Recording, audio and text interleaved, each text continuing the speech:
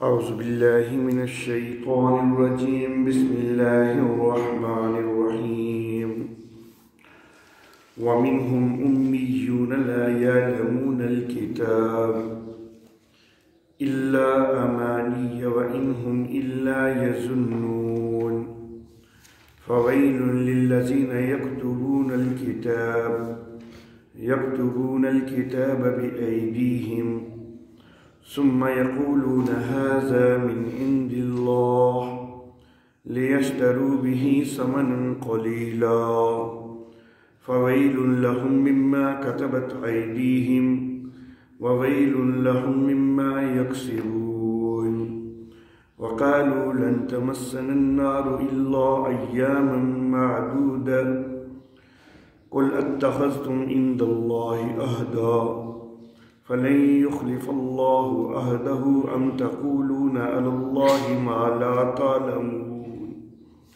بلى من كسب سيئة وأحاطت به خطيئته فأولئك أصحاب النار هم فيها خالدون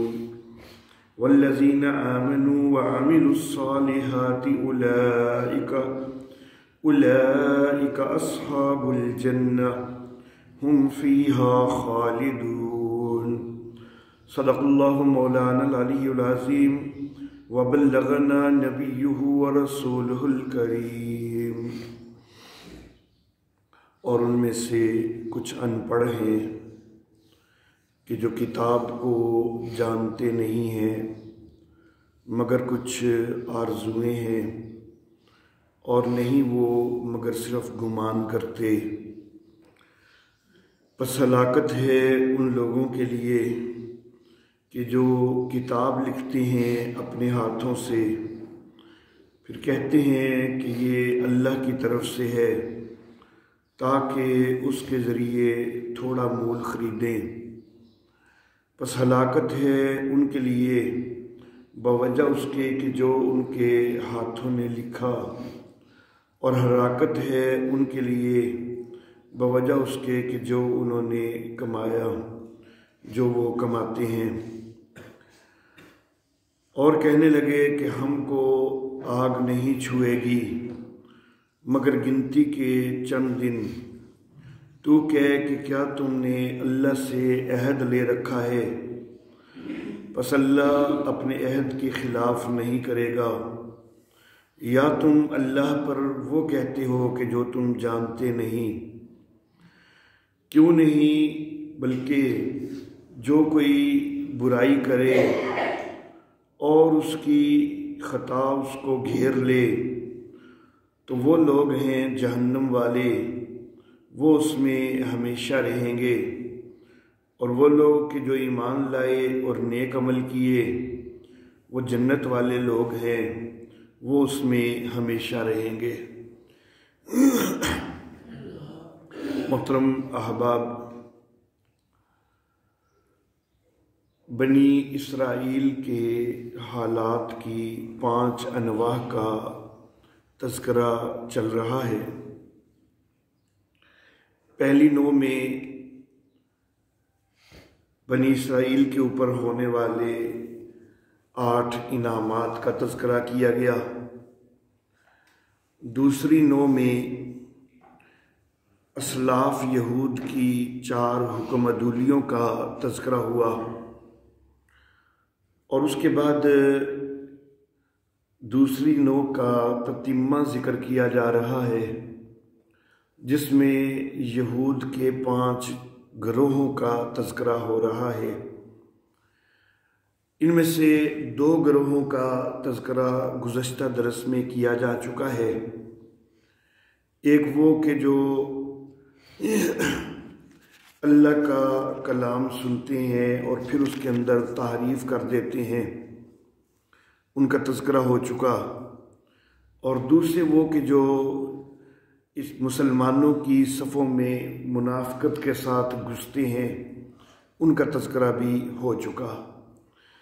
اب اللہ رب العزت تیسرے گروہ کا تذکرہ فرماتے ہیں۔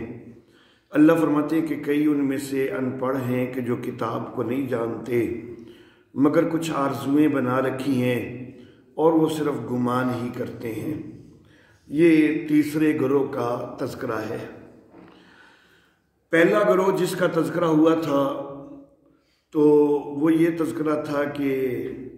اللہ کی کتاب کو سنتے ہیں اور پھر اس میں تحریف کرتے ہیں۔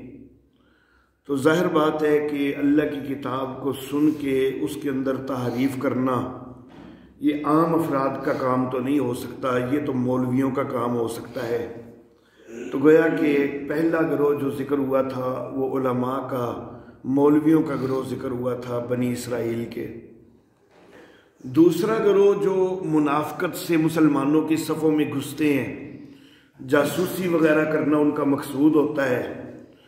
تو وہ بھی یہ کام جو ہے یہ بھی کوئی بالکل عام بندہ تو نہیں کر سکتا، کچھ نہ کچھ تو صلاحیت ہوتی ہے، کوئی پڑھا لکھا ہوتا ہے تبھی وہ جاسوسیاں کر سکتا ہے۔ بالکل ان پڑھ جاہل قسم کا بندہ تو وہ اتنی صلاحیت نہیں رکھتا ہوتا۔ تو گویا کہ پہلے جن دو طبقات کا ذکر ہوا، دو گروہوں کا ذکر ہوا، وہ ایسے گروہ تھے کہ جو ان میں سے پڑھے لکھے تھے، کچھ عالم تھے، ان کا تذکرہ تھا۔ لیکن اب جس گروہ کا تذکرہ ہو رہا ہے یہ ان پڑھ جاہل طبقے کا تذکرہ ہو رہا ہے، اور یہ طبقہ جو ہوتا ہے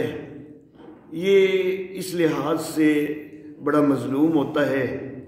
کہ ان کے جو وڈیرے ہوتے ہیں وہ ان کو جدھر لگا لیں یہ ادھر لگ جاتے ہیں، خود ان کے اندر سوچنے سمجھنے کی اتنی صلاحیت کوئی نہیں ہوتی، تو اللہ کی کتاب کو خود پڑھ سکنے والے ہوتے کوئی نہیں۔ تو جو ان کے مولوی، جو ان کے پیر جو ہے وہ ان کو پٹیاں پڑھا دیں، بس ان کے پیچھے لگ جاتے ہیں۔ چاہیے تو ان کو بھی کہ کچھ تو سوچیں، تھوڑا تو خیال کریں، لیکن لاپرواہی ہوتی ہے کہ بس مولوی نے جو بتا دیا ہم نے وہی مان لیا، تو اس لاپرواہی سے یہ گمراہ ہو جاتے ہیں۔ ہمارے ہاں بھی ایسے لوگ امت محمدیہ میں بھی موجود ہیں کہ جو علماء سو کے پیچھے لگ جاتے ہیں، اور جو ان کو وہ پٹیاں پڑھاتے ہیں تو یہ انہی کے اوپر لگے ہوتے ہیں۔ کئی لوگوں کو آپ نے دیکھا ہوگا کہ جی ہم تو فلاں کے لڑ لگ گئے ہیں، فلاں بزرگ جو ہے ان کا دامن تھام لیا ہے، فلاں پیر صاحب کے پیچھے چل پڑے ہیں، اب ہم تو نماز روزہ بھی نہ کریں تو کوئی فرق نہیں پڑتا، ہمیں تو پیر صاحب نے جو ہے وہ جنت میں پہنچا دینا ہے۔ تو اسی طرح کی پٹیاں جو ہیں یہودیوں کے جاہل طبقہ کو بھی ان کے پیروں، ان کے مولویوں نے پڑھائی ہوئی تھی کہ تم بس ہماری خدمت کیا کرو، ہمیں خوش کیا کرو، ہم تمہیں جنت میں پہنچا دیں گے، ہم تمہارا ہاتھ پکڑ کے پل صراط کو عبور کروا دیں گے۔ اس طرح کی پٹیاں انہوں نے جو ہے وہ سیکھی ہوئی تھی، آرزویں انہوں نے بنائی ہوئی تھی کہ ہم تو فلاں مولوی صاحب کے پیچھے لگے ہوئے ہیں، فلاں پیر صاحب کے پیچھے لگے ہوئے ہیں، ہم اللہ کے ولیوں کے پیچھے لگنے والے، تو ہمیں اللہ جو ہے وہ کیسے جہنم میں بھیجے گا، تو ہم تو اب اللہ کے ولیوں کے ساتھ جنت میں چلے جائیں گے۔ تو اللہ فرماتے ہیں کہ یہ ان پڑھ لوگ ہیں، کتاب کو جانتے ہیں کوئی نہیں، بس آرزویں بنا رکھی ہوئی ہیں اور کچھ گمان ہیں کہ جو وہ کرتے ہیں۔ یہ تیسرا طبقہ تذکرہ ہو گیا اس کا۔ اس کے بعد اللہ رب العزت ایک چوتھے طبقہ کا تذکرہ کرتے ہیں، اور یہ طبقہ جو ہے یہ انتہائی حد سے بڑا ہوا طبقہ ہے، اور اسی لیے اس طبقہ کا تذکرہ کرتے ہوئے ایک ہی آیت مبارکہ کے اندر اللہ رب العزت نے 3 دفعہ ان کے لیے ہلاکت کا لفظ استعمال کیا ہے۔ اسی سے اندازہ ہوتا ہے کہ یہ کوئی بہت ہی زیادہ جو ہے وہ حد سے بڑے ہوئے لوگ ہیں کہ جن کے لیے اللہ بار بار ہلاکت کا لفظ استعمال فرما رہے ہیں، حتیٰ کہ آیت کی ابتدا ہی ہلاکت کے لفظ سے اللہ نے کی ہے۔ فَوَيْلٌ لِّلَّذِينَ يَكْتُبُونَ الْكِتَابَ، ہلاکت ہے ان لوگوں کے لیے کہ جو کتاب لکھتے ہیں، بِأَيْدِيهِمْ اپنے ہاتھوں سے، ثُمَّ يَقُولُونَ هَٰذَا مِنْ عِندِ اللَّهِ، پھر وہ کہتے ہیں کہ یہ اللہ کی طرف سے ہے۔ مقصد کیا ہوتا ہے؟ لِيَشْتَرُوا بِهِ ثَمَنًا قَلِيلًا، تاکہ اس کے ذریعے تھوڑا مول خریدیں، یعنی دنیا کا کچھ تھوڑا بہت نفع حاصل ہو جائے، تو دنیاوی نفع کی خاطر کتاب اپنے ہاتھوں سے لکھ کے تو اس کو اللہ کی طرف منسوب کرتے ہیں کہ یہ اللہ نے جو ہے یہ کتاب ہمیں بھیجی ہے، یہ اللہ کا کلام ہے، یہ اللہ کے کلام سے ہم نے بنائی ہے۔ اللہ فرماتے ہیں فَوَيْلٌ لَهُم مِّمَّا كَتَبَتْ أَيْدِيهِمْ، ان کے ہاتھوں نے جو لکھا اس کی وجہ سے بھی ان کے لیے ہلاکت، وَوَيْلٌ لَهُم مِّمَّا يَكْسِبُونَ، اور جو انہوں نے کمائی کی اس کے لیے بھی ان کے لیے ہلاکت، جو انہوں نے کرتوت کیے، یہ معنی بھی ہو سکتا ہے، تو اس کے اوپر بھی ان کے لیے ہلاکت ہے۔ علامہ آلوسی رحمہ اللہ تفسیر روح المعانی کے اندر انہوں نے یہ بات ذکر کی ہے کہ یہ نبی اکرم صلی اللہ علیہ وسلم کے دور کے جو یہودی ہیں ان کا ایک طبقہ یہاں پر مراد ہے کہ جس وقت نبی اکرم صلی اللہ علیہ وسلم نے اعلان نبوت فرمایا تھا تو اس کی شہرت جو ہے وہ مدینہ میں بھی پہنچ گئی، تو ان یہودیوں نے، ان کے وڈیرے مولویوں نے اپنے ہاتھوں سے نقلی نسخے تیار کرنے شروع کر دیے تورات کے، اور وہ جو نقلی نسخے تیار کیے ان میں وہ آیتیں کہ جن میں نبی اکرم صلی اللہ علیہ وسلم کے متعلق پیشین گوئیاں موجود تھیں ان آیتوں کو حذف کر دیا، جن میں اللہ کی توحید کا تذکرہ تھا ان آیتوں کو حذف کر دیا، اور اس طرح کے نقلی نسخے تیار کر کے لوگوں کے اندر پھیلا دیے۔ نتیجہ اس کا یہ ہوتا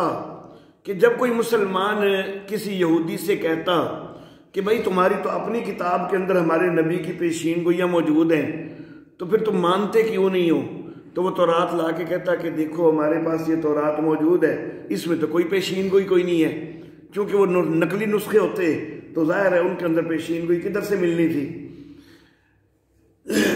بلکہ ہماری کتاب میں تو وہ دعوت بھی ذکر کوئی نہیں جو تمہارا نبی دیتا ہے، تمہارا نبی تو توحید توحید توحید کا درس دیتا ہے، ہماری کتاب میں تو وہ چیز بھی کوئی نہیں ہے۔ تو یہ نقلی نسخے جو تیار کرنے والے ہیں، تو علامہ آلوسی رحمہ اللہ نے ان کا تذکرہ کیا کہ یہاں سے یہ لوگ مراد ہیں۔ اللہ واللہ، البتہ جمہور مفسرین کی رائے یہ ہے کہ جس طرح امت مسلمہ کے اندر بھی کچھ لوگ جو علماء سو ہیں انہوں نے غلط نظریات اپنائے ہوتے ہیں اور ان غلط نظریات کے حق میں وہ کتابیں لکھتے ہیں۔ میرے والد محترم ان کی بھی رائے یہی ہے کہ وہ بھی اسی طبقہ کو یہاں پر مراد لیتے تھے کہ غلط انہوں نے نظریات بنائے ہوتے ہیں اور پھر اپنے نظریات کے حق میں کوئی نہ کوئی کتابیں لکھتے ہیں۔ کبھی کتاب لکھ دی جس کے اندر انہوں نے یہ ثابت کرنے کی کوشش کی کہ نبی عالم الغیب ہوتے ہیں، پھر عوام کو بیوقوف بنانے کے لیے اس کے اندر قرآن حکیم کی آیتوں کو بھی کوٹ کیا اور ان کی الٹی سیدھی تعویلیں کر کے تو ان سے نبی اکرم صلی اللہ علیہ وسلم اور دیگر انبیاء کے علم غیب کو ثابت کرنے کی کوشش شروع کر دی اور کہا کہ دیکھو ہم نے تو اللہ کی کتاب سے ہی مسئلہ بتایا ہے، حالانکہ یہ اللہ کی کتاب سے نہیں بلکہ تحریف کر کے الٹی سیدھی تعویلیں کر کے جو ہے وہ مسئلہ بتایا جا رہا ہے، لیکن نسبت کی جاتی ہے کہ دیکھو ہم نے تو آیتیں پیش کی ہیں، حدیثیں پیش کی ہیں۔ تو اسی طرح کے نظریات جو الٹے سیدھے نظریات یہودیوں کے اندر رائج ہو چکے تھے، حالانکہ اللہ رب العزت نے وہ نظریات جو ہے تورات کے اندر ان کا کوئی اشارہ تک بھی نہیں کیا تھا بلکہ ان کا رد کیا ہوا تھا، تو اس طرح کے الٹے سیدھے نظریات کے حق میں کتابیں لکھتے اور تورات کی آیتیں بھی اس کے اندر کوٹ کرتے، ان کی الٹی سیدھی تعویلیں کر کے ان کو جو ہے وہ اپنے حق میں بنانے کی کوشش کرتے اور پھر لوگوں سے کہتے کہ دیکھو یہ تورات سے ہم نے یہ مسئلہ بیان کیا ہے نا، تو یہ اللہ کی کتاب کا مسئلہ ہے، حالانکہ وہ کتابیں انہوں نے اپنے ہاتھوں سے لکھی ہوتی، اپنے ایجنڈے کے مطابق لکھی ہوتی، اپنی سوچ کے مطابق لکھی ہوتی۔ تو یہ طبقہ مراد ہے۔ تو اللہ فرماتے ہیں کہ ہلاکت ہے ایسے لوگوں کے لیے کہ جو کتاب لکھتے ہیں اپنے ہاتھوں سے پھر نسبت اس کی اللہ کی طرف کرتے ہیں کہ یہ اللہ کی طرف سے ہے، مقصود ان کا یہ ہوتا ہے کہ بس دنیا کا تھوڑا مال جو ہے وہ ہمیں حاصل ہو جائے، کہ یہ اپنے مقصد کے مطابق انہوں نے جو نظریات گھڑے ہوئے ہیں ان کے مطابق جو کتابیں لکھی ہیں تو ہماری بڑی واہ واہ ہو جائے گی، لوگ ہمارے مرید بن جائیں گے اور ہمیں نذرانے پیش کریں گے۔ تو یہ دنیا کے مفاد کے لیے اس طرح کے کام کرتے ہیں۔ اللہ رب العزت ان کے لیے بار بار ہلاکت کا لفظ استعمال فرماتے ہیں۔ اللہ کہتے ہیں ان کے لیے ہلاکت ہے جو انہوں نے لکھا، اور ان کے لیے ہلاکت ہے کہ جو انہوں نے کمایا۔ وَقَالُوا لَن تَمَسَّنَا النَّارُ، یہ اب پانچویں طبقہ کا تذکرہ ہے، پانچویں گروہ کا تذکرہ ہے۔ اور انہوں نے کہا کہ ہمیں ہرگز آگ نہیں چھوئے گی الا ایام معدودہ، مگر گنتی کے چند دن۔ یہ وہ طبقہ ہے کہ جو صاحبزادگان ہیں، تو ان کو یہ توقع لگی ہوئی ہے کہ معاذ اللہ نحن ابناء اللہ و احباؤہ، ہم تو اللہ کے بیٹے ہیں اور اللہ کے محبوب ہیں، ہمیں جو ہے وہ اللہ کبھی جہنم میں نہیں بھیجیں گے،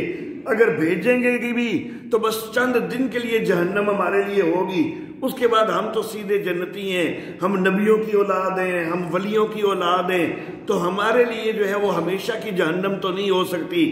تو اس طرح کی آرزویں انہوں نے بھی بنائی ہوئی ہیں۔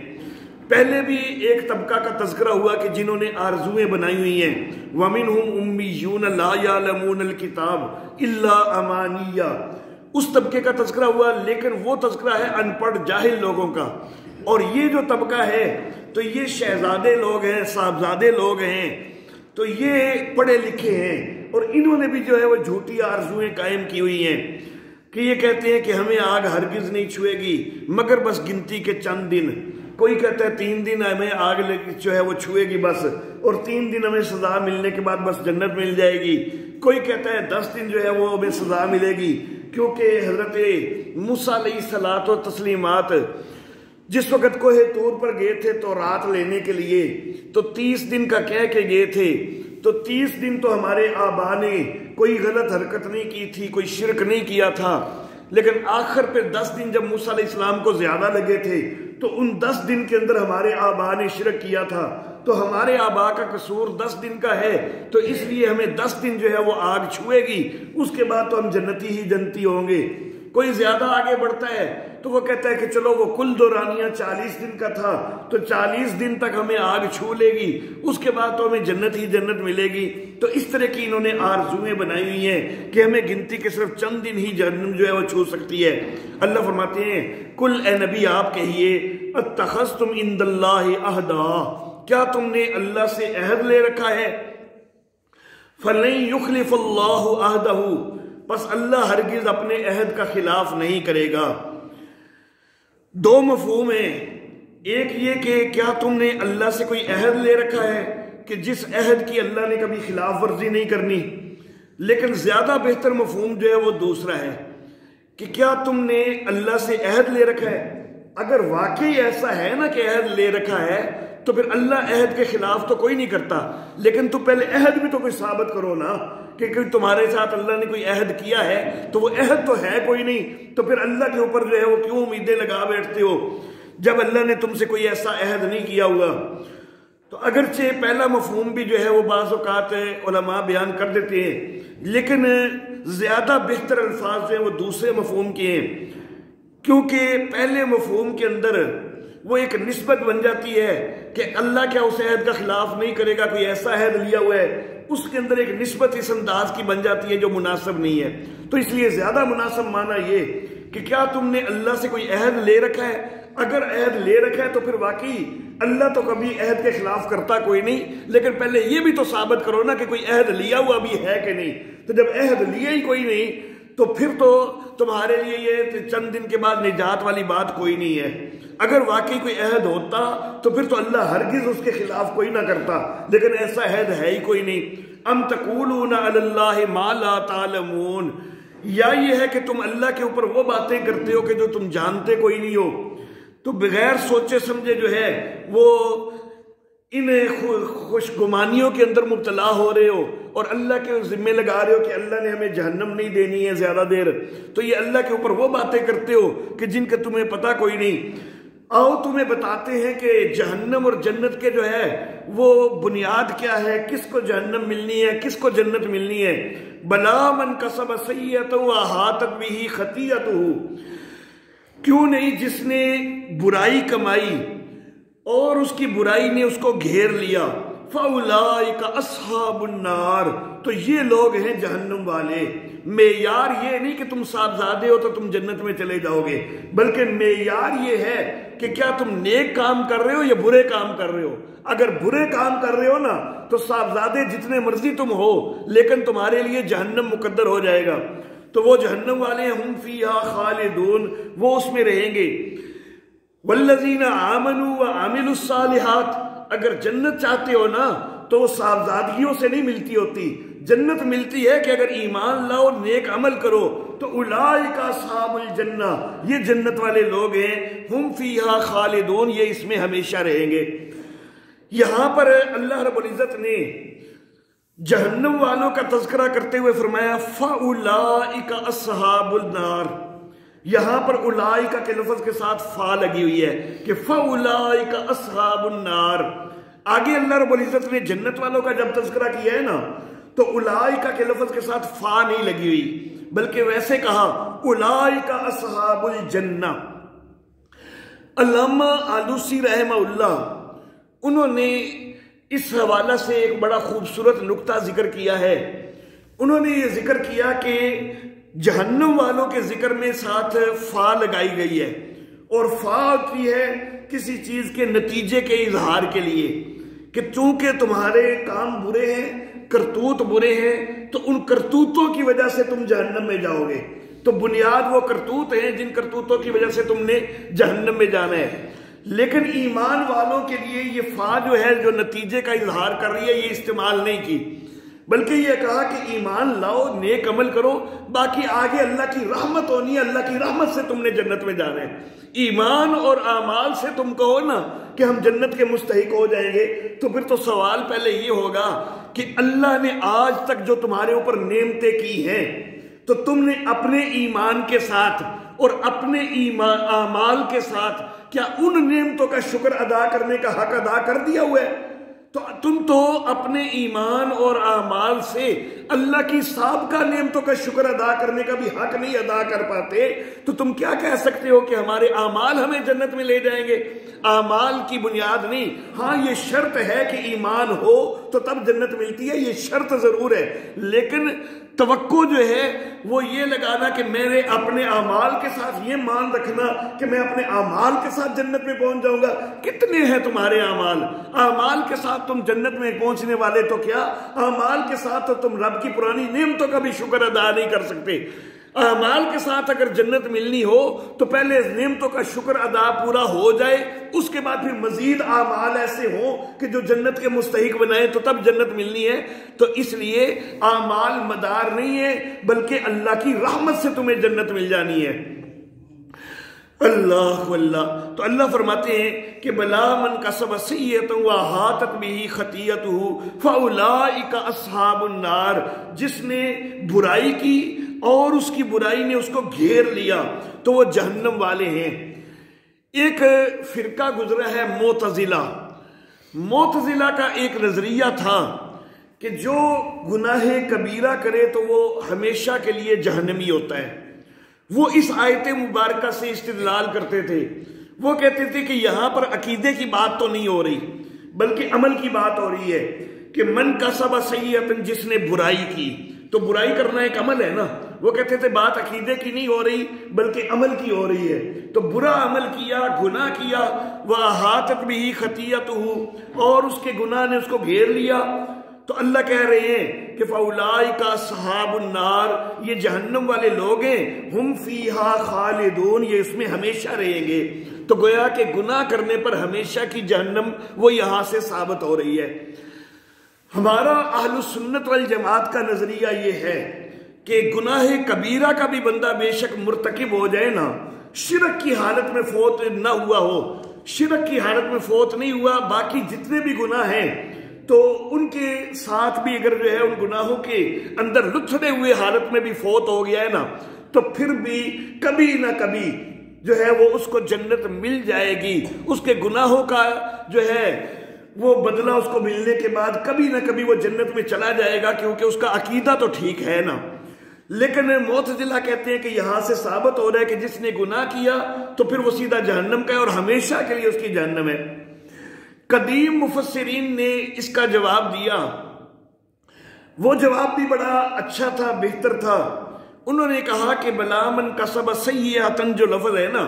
تو یہاں پر سیئۃ سے ہر قسم کا گناہ مراد نہیں، شرک اور کفر والا گناہ مراد ہے، کہ جس نے شرک کیا، جس نے کفر کیا اور اس کے کفر نے، اس کے شرک نے اس کو گھیر لیا، تو اس کے لیے جو ہے وہ ہمیشہ کی جہنم ہے۔ تو قدیم مفسرین نے اس انداز میں جو ہے وہ حل کیا، لیکن اگرچہ یہ بات تو بڑی مناسب تھی، جواب تو مناسب تھا، لیکن اس کے اوپر معتزلہ جو ہے وہ پھر دوبارہ مزید جو ہے وہ بات کو آگے بڑھا سکتے تھے۔ وہ کہتے کہ تم نے یہاں پر سیئہ کا جو ہے وہ خاص طور پر کفر مراد لیا ہے، شرک مراد لیا، تو اس کی دلیل کیا ہے؟ تو یہاں پر معاملہ جو ہے وہ الجھ جاتا، بحثیں طویل ہو جاتی۔ حضرت حسین علی رحمہ اللہ ہمارے شیخ المشائخ، اللہ ان کی قبر پہ کروڑوں رحمتیں نازل فرمائے، اللہ رب العزت نے ان کو تفسیر کا بڑا ہی بہترین اور خوبصورت ملکہ عطا کیا تھا۔ انہوں نے یہاں پر ایک بات ایسی فرمائی کہ معتزلہ کا اعتراض جو ہے وہ مکمل ختم ہو جاتا ہے۔ انہوں نے کہا کہ بھائی صرف اتنا تو نہیں ہے نا کہ من کسب سیئۃ، یہ بھی تو ہے نا کہ وَأَحَاطَتْ بِهِ خَطِیَّتُهُ، من کسب سیئۃ جس نے گناہ کیا۔ تم تو کہتے ہو کہ بس گناہ کیا تو وہ ہمیشہ کا جہنمی ہے۔ یہاں اللہ دو چیزیں ذکر کر رہے ہیں کہ گناہ بھی کیا، وَأَحَاطَتْ بِهِ خَطِیَّتُهُ، اور اس کے گناہ نے اس کو گھیر بھی لیا۔ اللہ نے دو چیزیں ذکر کی ہیں، ایک چیز ذکر نہیں کی ہے، صرف گناہ ہونے پر ہمیشہ کی جہنم نہیں ذکر کر دی، بلکہ گناہ اس حد تک بڑھا کہ جس نے پورا گھیر لیا۔ وہ کہتے ہیں گھیرنا تب ہوتا ہے کہ جب نیکی کی رمق تک بھی باقی نہ ہو۔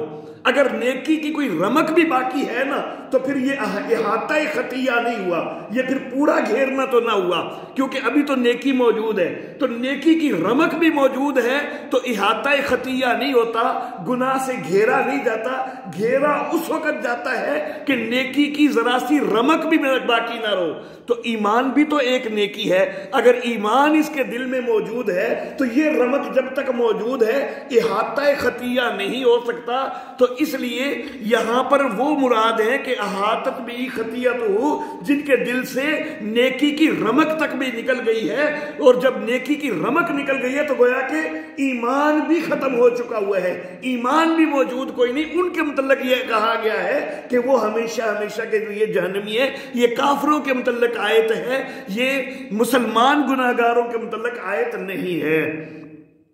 والذین آمنوا وعملوا الصالحات، اور وہ لوگ کہ جو ایمان لائے، نیک عمل کیے، اولئک اصحاب الجنہ، وہ جنت والے لوگ ہیں۔ احناف کا نظریہ یہ ہے